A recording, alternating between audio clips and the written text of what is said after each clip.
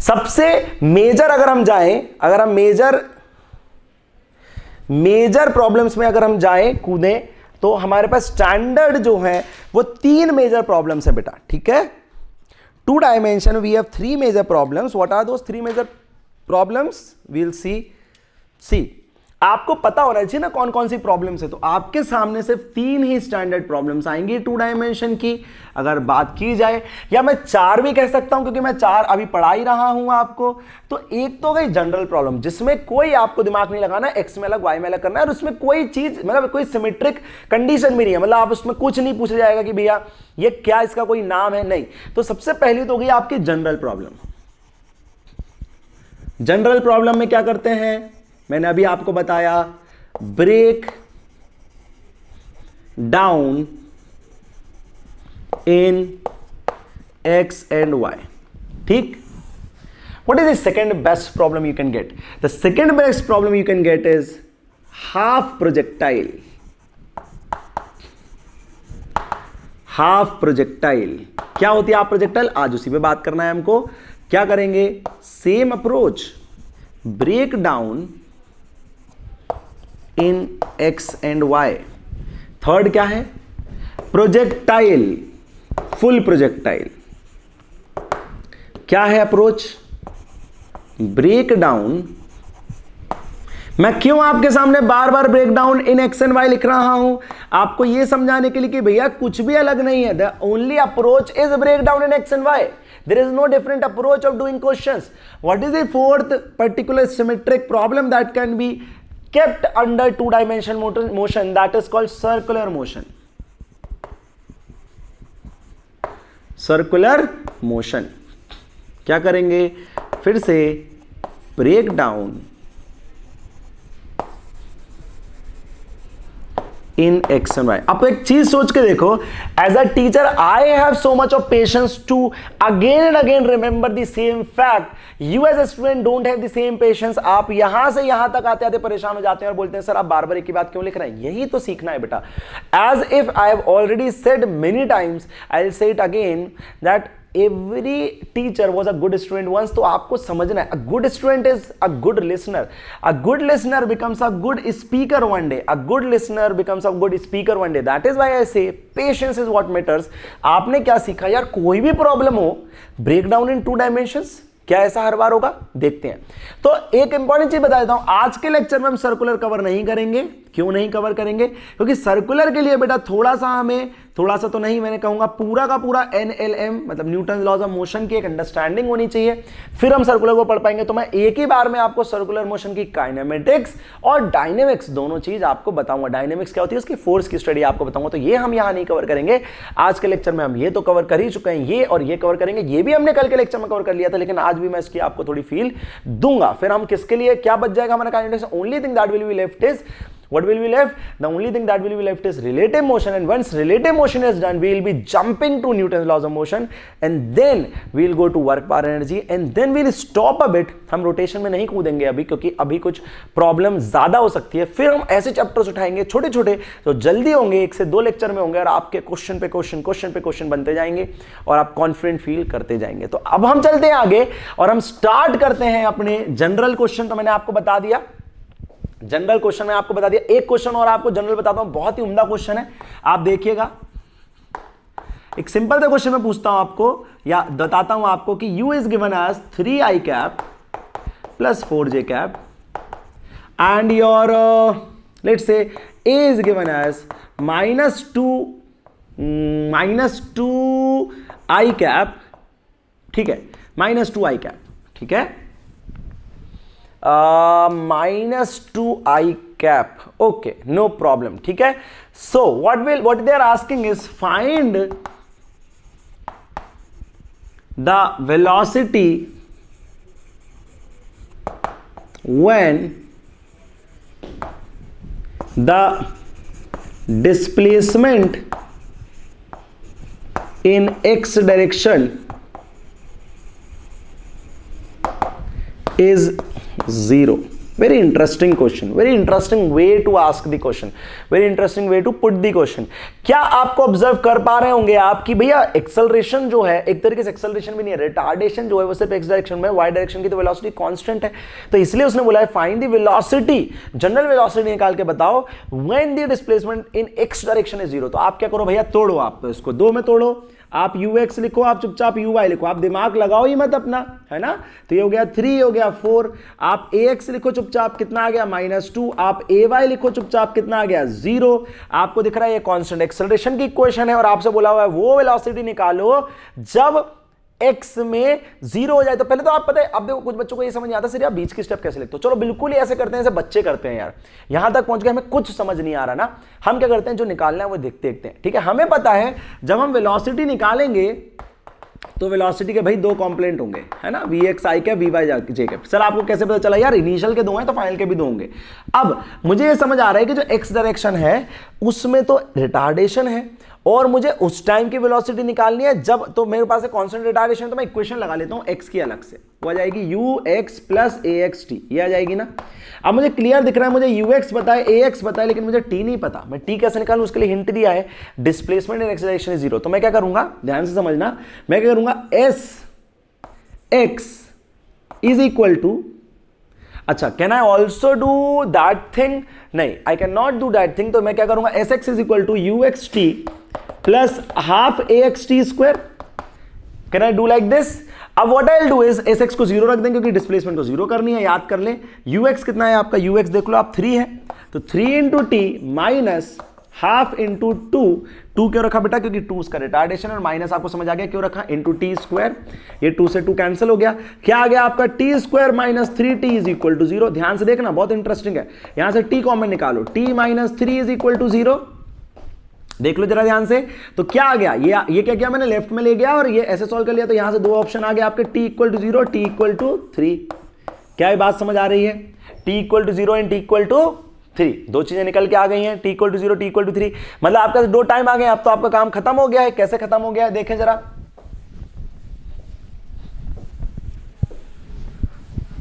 आप क्या करेंगे, अब v वाली इक्वेशन में रख देंगे, तो vx इज इक्वल टू आ गया ux plus axt, vx is equal to आ गया 3 माइनस ax, कितना है, ax है -2 इंटू टी कितना आया, या तो 0, ध्यान समझना, मतलब दो बार 0 डिस्प्लेसमेंट पे आएगा, तो एक तो आ गया 3, तो मतलब इनिशियल टाइम में आ गया, इनिशियल टाइम पे तो आपको वेलोसिटी ऑलरेडी पता है, तो हमें ये वाला काम का नहीं है हमारे टाइम, हमारा टाइम कौन सा काम का है, 3 सेकंड काम का है, क्योंकि इनिशियल तो ऑलरेडी गिवन है ना, t इक्वल टू 0 पे तो गिवन ही है वो, इज इक्वल टू कितना आ गया, 3 2 6, तो ये कितना आ गया माइनस, मतलब 3 माइनस 6 कितना हो जाएगा, -3।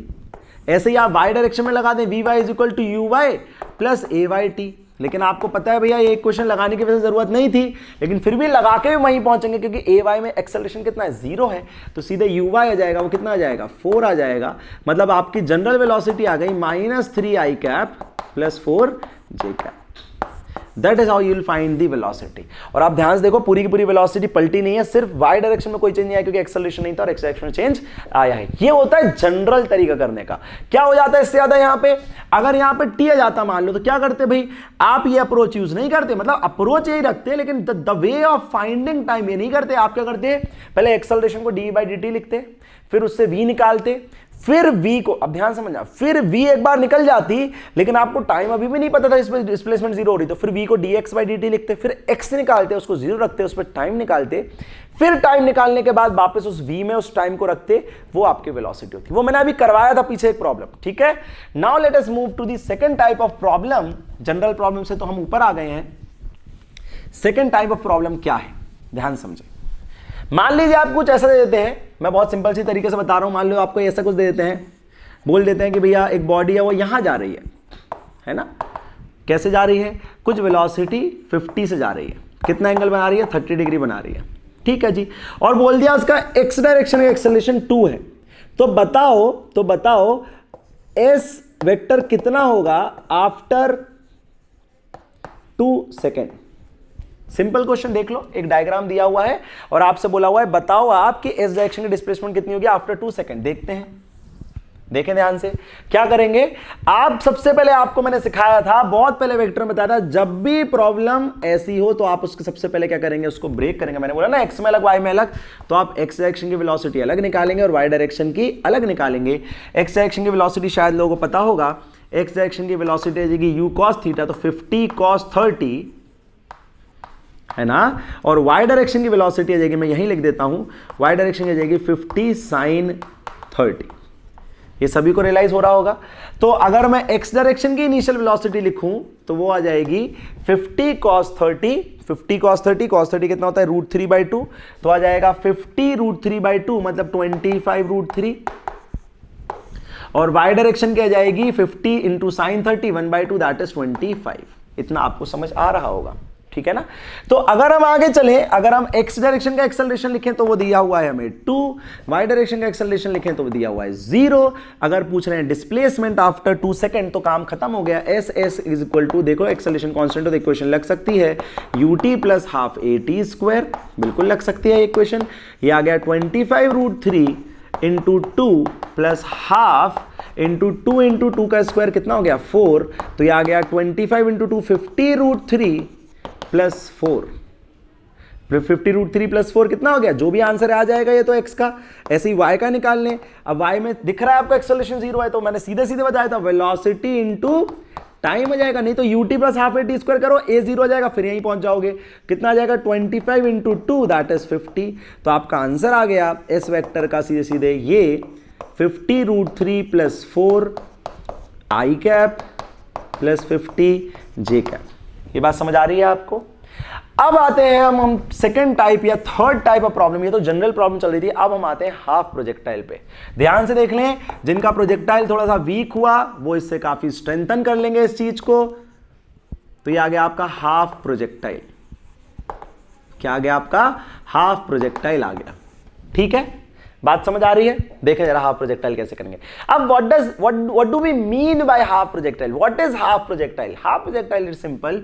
देखो इसका एग्जांपल मैं ड्रॉ कर देता हूं हाफ प्रोजेक्टाइल के, आप अपने आप रिलेट कर लेंगे। जैसे कोई भी बिल्डिंग है बेटा, आप उससे बॉडी को हॉरिजॉन्टली फेंक दें, आप उससे बॉडी को टेढ़ा फेंक दें, आप उससे बॉडी को टेढ़ा नीचे फेंक दें, यहां से एंगल बन रहा थीटा, यहां से भी एंगल बन रहा है थीटा, यहां से एंगल कुछ नहीं बन रहा है। ये तीनों जो हो गए, अगर आप ध्यान से इनको ऑब्जर्व करें तो ये कुछ ऐसे जाएगी अंडर ग्रेविटी, ये कुछ ऐसे जाएगी अंडर ग्रेविटी, और ये कुछ ऐसे जाएगी अंडर ग्रेविटी। ये तीनों ही क्या कहलाएंगे, हाफ प्रोजेक्टाइल। अगर ध्यान से देखो तो ये हाफ प्रोजेक्टाइल, आधी प्रोजेक्टाइल की तरह लग रहे हैं। अब कुछ बच्चे बोलेंगे सर ये मोशन क्यों हाफ प्रोजेक्टाइल नहीं है, ऊपर फेंकना। बेटा क्योंकि जब ऊपर फेंकेंगे तो सीधे सीधे कहां जाएगी, नीचे। तो ये तो 1 डायमेंशन की प्रॉब्लम होगी ना, वाई में मोशन। हम कौन सी पढ़ रहे हैं, 2 डायमेंशन की प्रॉब्लम। देखो इसमें ये एक्स में भी आगे जा रहा है और वाई में नीचे भी आ रहा है, एक्स में भी आगे जा रहा है और वाई में नीचे भी आ रहा है, एक्स में भी आगे जा रहा है और वाई में नीचे आता है। इंटरेस्टिंग बात, हाफ प्रोजेक्टाइल में हमेशा वाई में नीचे आता है।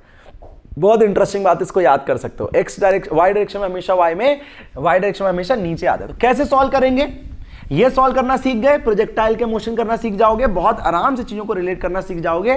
थोड़ी सी कॉम्प्लिकेशन आई नो हो सकती है, क्योंकि अच्छी प्रॉब्लम से बेटा देते हैं असाइनमेंट में, अच्छी प्रॉब्लम से देते हैं। आप ऐसी तो लॉलीपॉप प्रॉब्लम से दे नहीं देंगे हम आपको कि बिल्कुल आप बना ही ले पूरा। और फिजिक्स में तो खासकर मैं ऐसा नहीं करूंगा यार, मेरा मोटिव है तुम्हें, तो तुम समझ रहे हो ना। There is a journey to 600 and 650 plus, and there is a journey to 700 plus also.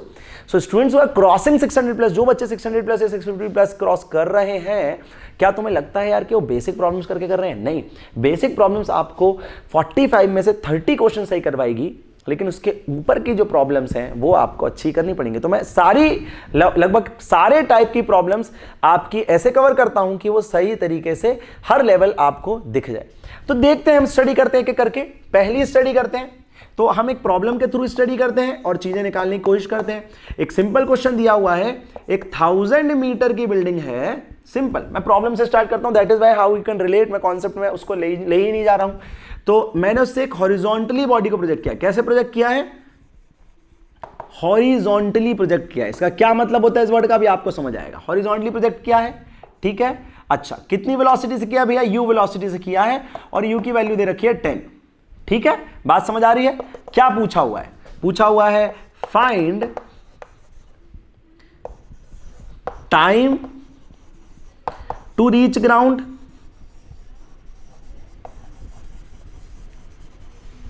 B हो गया आपका रेंज ऑफ प्रोजेक्टाइल ना, दो बातें। और भी चीजें पूछ सकते हैं, velocity of hitting the ground, है ना, V final, velocity of hitting the ground, सब पूछ सकते हैं। देखते हैं कैसे निकालेंगे, बहुत ही सिंपल है। आपको पता है भाई एक्स, आप क्या करेंगे, आप तो यार जनरल इक्वेशन लिखेंगे, आप तो एक्स में अलग चीजें लिखेंगे, वाई में अलग लिखेंगे, आपको क्लियरली बता दिया गया है तो आप दिमाग नहीं लगाएंगे। एक्स डायरेक्शन की इनिशियल वेलोसिटी क्या है, तो देखो जब हमने हॉरिजॉन्टली प्रोजेक्ट किया तो क्या सारी की सारी एक्स में है, बिल्कुल, तो y में कितनी है, सारी की सारी 0। इसको आप लर्न कर लो, जब हॉरिजॉन्टली प्रोजेक्ट करते हैं तो आप कोई कंपोनेंट नहीं ले पाओगे ना, पूरा का पूरा x में है तो वो x में ही रहेगी। अच्छा, x डायरेक्शन में एक्सेलरेशन कितना होता है, मैंने आपको पहले बताया, प्रोजेक्टाइल में 0 होता है, और y डायरेक्शन में कितना होता है। अब ये इंटरेस्टिंग बात है, मैंने आपको बताया था इसमें पॉजिटिव नेगेटिव का खेल चलेगा। तो अगर आपकी बॉडी ऊपर जा ही नहीं रही, सिर्फ नीचे जाने की टेंडेंसी रखती है, तो आप नीचे कोई पॉजिटिव मान लो तो ये जाएगा +g। ये आपको समझ आ गया होगा। एक्स डायरेक्शन की डिस्प्लेसमेंट कितनी है, एक्चुअली उसी को हम रेंज बोलते हैं। देखो जब ये ऐसे आएगा तो कुछ ऐसे करके नीचे आएगा, तो इसी को हम क्या बोलते हैं, रेंज। ये किस डायरेक्शन की डिस्प्लेसमेंट, एक्स डायरेक्शन की। अगर मैं पूछूं वाई डायरेक्शन की डिस्प्लेसमेंट कितनी है, टोटल डिस्प्लेसमेंट, तो आप बहुत आराम से बता सकते हैं। अब इसको यही तो है, अलग अलग करना है, लेकिन इसको पकड़ना बहुत मुश्किल होता है। ये चीज बहुत बच्चे गलत करते हैं। जब आप यहां से यहां नीचे आओगे तो सोचो वाई डायरेक्शन में कितना नीचे आए, तो आपको क्लियरली दिख रहा है, पहले आप वाई में यहां थे, वाई में आप यहां थे ना, वाई में यहां थे और नीचे आ गए, कितना नीचे आ गए, वाई में 1000 नीचे आ गए, तो आप क्या लिखेंगे इसको, 1000।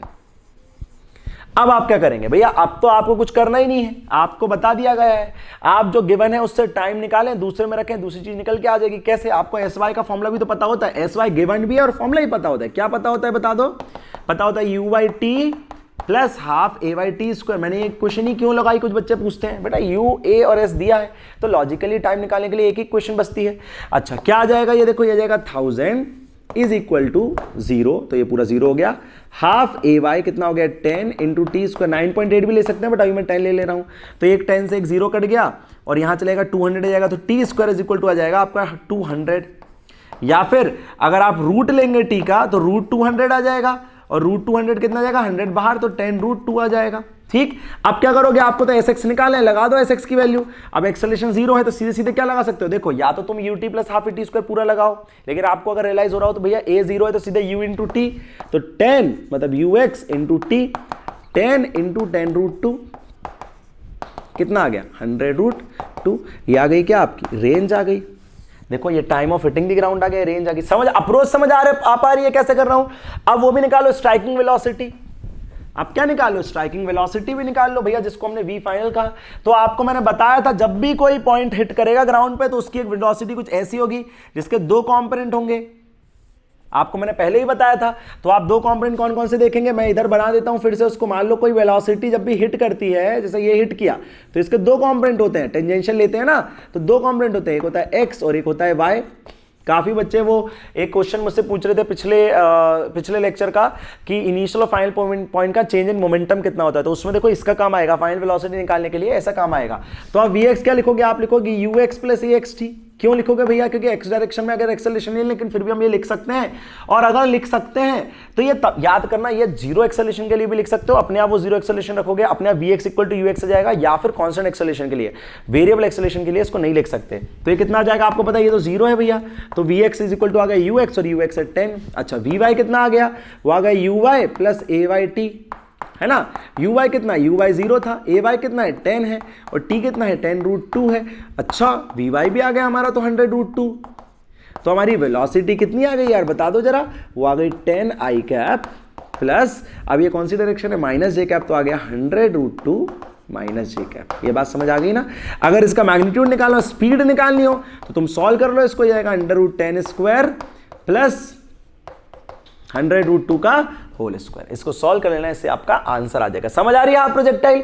अब आप प्रोजेक्टाइल के दूसरे केसेस लेते हैं, देखो और केसेस लेते हैं आप प्रोजेक्टाइल के। हम आज मैं आपको इतना कर दूंगा, इतना बढ़िया तरीके से प्रॉब्लम सॉल्व कर करके दिखा दूंगा कि आपको प्रॉब्लम सॉल्व करने में, मतलब अप्रोच लेने में आप बिल्कुल भी इशू नहीं आएगा, बिल्कुल भी इशू नहीं दिखेगा इस लेक्चर को देखने के बाद। मान लेते हैं ये प्रॉब्लम लेते हैं हम, कौन सी प्रॉब्लम ले लेते हैं, ये ले लेते हैं आप, जिसमें ये है आपने क्या किया, बॉडी को थोड़ा सा ऊपर की तरफ प्रोजेक्ट किया। अब मैं ऊपर बताऊंगा तो आप नीचे का अपने आप ही समझ जाओगे, देखना है ना।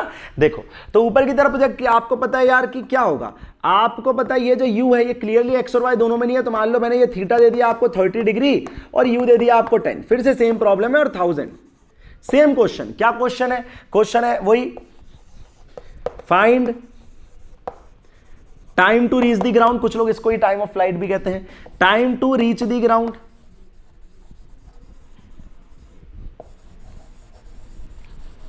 है ना। बी क्या है, रेंज, सी क्या है, फाइनल वेलोसिटी। तीन ही चीज कर सकते हैं आप, इसके अलावा इसमें कुछ भी नहीं कर सकते, ठीक है। तो आपको दिख रहा है क्लियरली यार, जब ये ऐसे जाएगा तो ग्रेविटी इसको नीचे लाएगी, तो ये कुछ ऐसे करके यहां आ जाएगा, यही आपकी रेंज आ गई। आप क्या करोगे, मैंने बोला आप दिमाग नहीं लगाओगे, आप कोई फॉर्मूला याद नहीं रखोगे, आप एक्स में अलग और वाई में अलग करोगे। कैसे, देखो जरा, आप क्या करोगे, एस ऑफ एक्स निकालोगे पहले, एस ऑफ एक्स नहीं, यू ऑफ एक्स लिखोगे, सबसे पहले गिवन लिखोगे, तो आप लिखो यू ऑफ एक्स, क्या आ गया यू एफ एक्स। अब देखो ध्यान से, क्या ये वेलोसिटी एक्स डायरेक्शन में नहीं, तो क्या करोगे, कंपोनेंट लोगे, तो कैसे लिखोगे, u cos 30, तो u cos 30, ऐसे uy कैसे लिखोगे, u sin 30, ऐसे ही कितना आ जाएगा, इसको लिख ही लो ना यहाँ पे, तो 10 इंटू रूट 3/2, कितना आ गया 5√3, यहां पे भी लिख लो uy, 10 इंटू 1/2, कितना आ गया 5।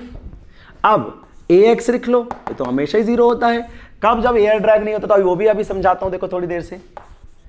ay कितना आ गया, अब ध्यान से देखना, अब ये बहुत इंटरेस्टिंग है।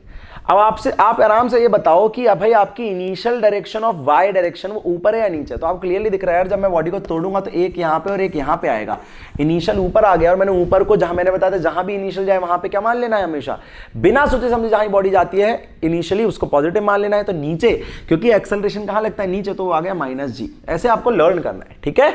आपको पता है एस ऑफ एक्स, वो आपको निकालना है, जिसको आप रेंज कहते हैं। आपको पता है एस ऑफ वाई, मैंने हमेशा आपको बता दिया हाफ प्रोजेक्टाइल में भैया डिस्प्लेसमेंट नीचे की तरफ होगी, तो अगर आपने ऊपर को पॉजिटिव मान लिया है तभी तो आपने जी को नेगेटिव लिखा है, तो आप वैसे ही डिस्प्लेसमेंट को जब यहां से आएगा तो नीचे कितना आएगा, 1000 मीटर, तो आप लिखेंगे -1000 मीटर। इतना आप थोड़ा सा ध्यान रखें, ठीक है। आप क्या करेंगे, देखो एस वाई जो गिवन है उसका फॉर्मूला भी लगा सकते हो, कैसे लगा दोगे बताओ, S Y is equal to U Y T plus half A Y T square. अब कुछ बच्चे सोचेंगे सर आप जो गिवन है उसका फॉर्मूला क्यों लगा रहे हो, भैया क्योंकि मुझे टाइम निकालना है ना। मैंने आपसे क्या बोला, एकमात्र ऑब्जेक्टिव या एकमात्र वे ऑफ डूइंग क्वेश्चन क्या है, टाइम निकालो, दूसरे में पुट करो। तो एस वाई कितना आ गया, -1000 is equal to U Y कितना है बताओ, 5 into T minus half into 10 T square. This is the way of doing it. Quality बन जाएगी, टी सॉल्व करना पड़ेगा, देखें करते हैं सॉल्व। तो जाएगा 5, इसको सॉल्व कर दो, ये 5 से 5 कैंसिल हो गया, यहां आ गया -200, तो इसकी क्वालिटी बन गई आपकी, देखो क्वालिटी क्या बन गई, यहां आ गया -200, और ये एक काम करो इन दोनों को इस तरफ ले आओ, तो ये जाएगा T square minus T -200 is equal to 0, है ना। 20 होता तो इजी हो जाता, 4 और 5 आ जाता, लेकिन अब यहाँ पे एग्जैक्ट रूल्स नहीं टूटेंगे तो क्या करेंगे, वही मैंने आपको बताया था भाई, क्वाड्रेटिक सॉल्व करनी पड़ेगी। तो -b, तो -v क्या हो जाएगा, यहाँ पे b -1 है, ठीक है, तो plus minus under root b square, तो 1 का स्क्वायर माइनस 4ac, तो -4ac करोगे तो प्लस हो जाएगा 4 इंटू 200 अपॉन 2a। बेसिकली इसमें मत डरना, नीट में ऐसी कॉम्प्लिकेटेड इक्वेशन नहीं आएगी जहां पे क्वाड्रेटिक बने और आपसे सॉल्व ना हो, ऐसा नहीं होगा बेटा, ठीक है। जो भी टाइम आएगा मैं इसको सॉल्व कर देता हूं वैसे आपके लिए थोड़ा सा, लेकिन मैं बता रहा हूं आप डरो मत कि भैया इसमें ये क्या हो गया, 801 आ गया ये अपॉन 2। आपको पता होना चाहिए भैया 27, ठीक है, 27, 28, तो 28 का स्क्वायर देखो आपको ये पता होना चाहिए, 30 का तो देखो इतना होता है 900 होता है, मतलब 30 से तो छोटा है। 28 कैसे निकालोगे, 88 64 का 4 कैरी ओवर 6, 8 2 16, 16 2 32, 32 प्लस 6 8, फिर आगे आपका 3, 2 2 4, 4 प्लस 3 7, 784 आता होगा 28 का स्क्वायर, ठीक है।